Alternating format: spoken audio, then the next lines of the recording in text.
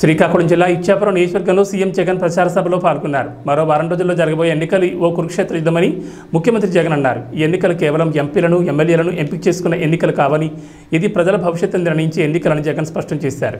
ఈ ఎన్నికల్లో తనకు ఓటు వేస్తే సంక్షేమ పథకాల కొనసాగింపునకు ఓట్లు వేసినట్టేనని, అదే చంద్రబాబుకు ఓటు వేస్తే కొండచెరువు నోట్లో తలపెట్టినట్లేనని జగన్ అన్నారు.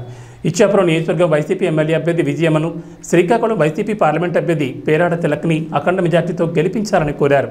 ఇదే శ్రీకాకుళంలో గతంలో ఎప్పుడూ కూడా జరగని విధంగా, గతంలో ఎప్పుడు చూడని విధంగా ఇదే శ్రీకాకుళం జిల్లాలో ఏకంగా 4,400 కోట్ల రూపాయలతో మూలపేట దగ్గర పోర్టు వాయువేగంతో ఈరోజు పనులు జరుగుతా ఉన్నాయనంటే కారణం మీ బిడ్డగా అడుగుతా ఉన్నాడు.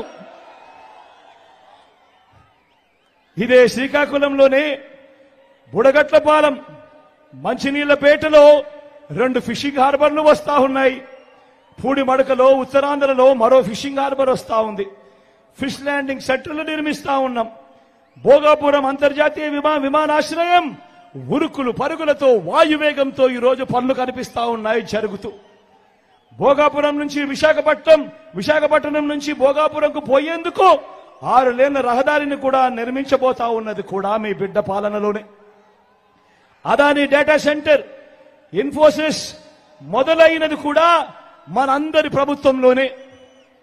దశాబ్దాలుగా ఉన్న ఉద్దానం సమస్య మీ అందరికీ కూడా తెలిసిన సమస్యే. ఉద్దానం సమస్య దశాబ్దాలుగా ఉంది. ఏ ఒక్కరూ పట్టించుకున్న పాపాన, ఏ ఒక్కరూ పట్టించుకున్న పుణ్యాన ఎవరూ కట్టుకోలేదు. ఉద్దానం సమస్యను పరిష్కరించింది ఏకంగా 780 కోట్ల రూపాయలు ఖర్చు చేసి హిరమండలం నుంచి సర్ఫేస్ వాటర్ తీసుకొని వచ్చి ఉద్దానం ప్రాంతంలోని ఈ ప్రాంతానికంతా కూడా నీళ్లు తేవాలి, ఇవ్వాలి, చెయ్యాలి అని దానికి ఫౌండేషన్ వేసింది, పూర్తి చేసింది మీ బిడ్డగా అడుగుతా ఉన్నాడు మీ బిడ్డ.